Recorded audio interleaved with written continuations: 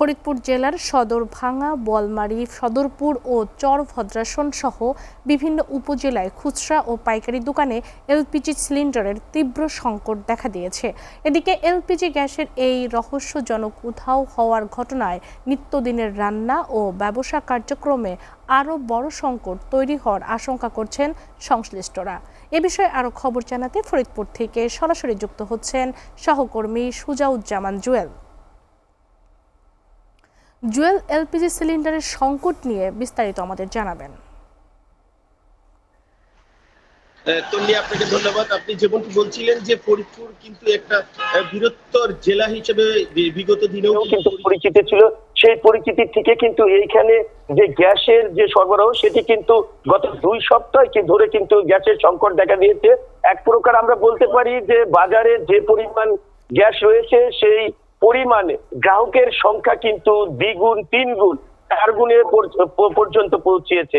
অর্থাৎ আমরা এক প্রকার বলতেই পারি যে ফরিদপুরে গ্যাসের সংকট বা গ্যাসের সিলিন্ডারে সেটি কিন্তু বাজার থেকে হারিয়ে যাচ্ছে। অর্থাৎ গ্যাসের যে সরবরাহ বিষয়টি সেটি কিন্তু এখন আর আগের মতো নেই।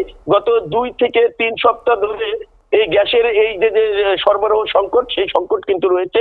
তবে এই যে আমি গ্যাসের যেইখানে দাঁড়িয়ে আছি সেটি হচ্ছে ফরিদপুরের মধ্যে সবচেয়ে যে বড় যেই খান গ্যাস সাপ্লাই, তিনি কিন্তু এই ফরিদপুরের সব গ্যাস সাপ্লাই দিয়ে থাকেন এবং এখান থেকেই কিন্তু ছোট বড় যে দোকানগুলো আছে তারা কিন্তু এখান থেকে গ্যাস সিলিন্ডার নিয়ে ফরিদপুরের যে অন্য যে এলাকাগুলো আছে সেখানে কিন্তু ব্যবসা বাণিজ্য করছেন।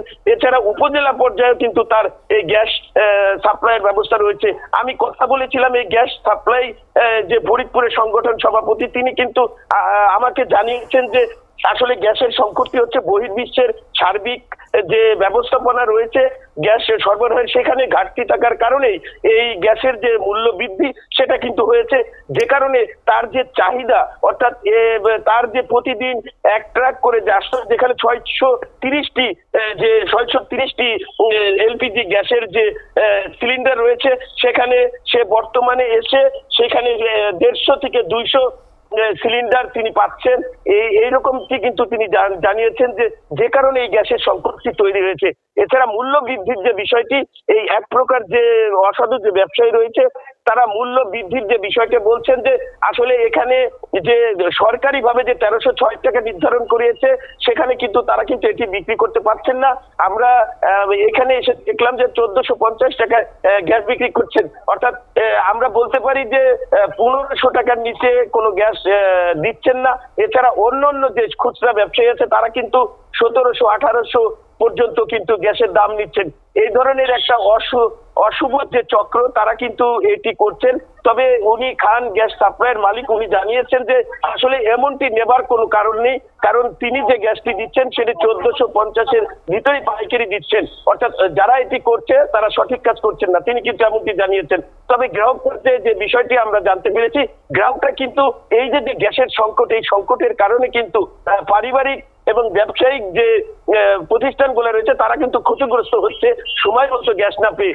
অর্থাৎ এই যে ফরিদপুরে গ্যাসের সংকট, এই সংকট মোকাবেলায় প্রশাসনের তরফ থেকে সার্বিক যে পর্যালোচনা এবং আলোচনা সেটি কিন্তু চালিয়ে যাচ্ছেন যেটা স্বাভাবিক হওয়ার জন্য। তবে প্রশাসনের থেকে আমরা যেটা জানতে পেরেছি সেটা হচ্ছে যে আগামী 10 থেকে 15 দিনের মধ্যে এই গ্যাসের যে সংকট সেটি স্বাভাবিক হয়ে আসবে। এই ছিল আমার কাছে ফরিদপুরের গ্যাসের সংকট নিয়ে সর্বশেষ খবর। তন্নি, চলে যাবো আপনার কাছে স্টুডিওতে। জুয়েল, আপনাকে অনেক ধন্যবাদ।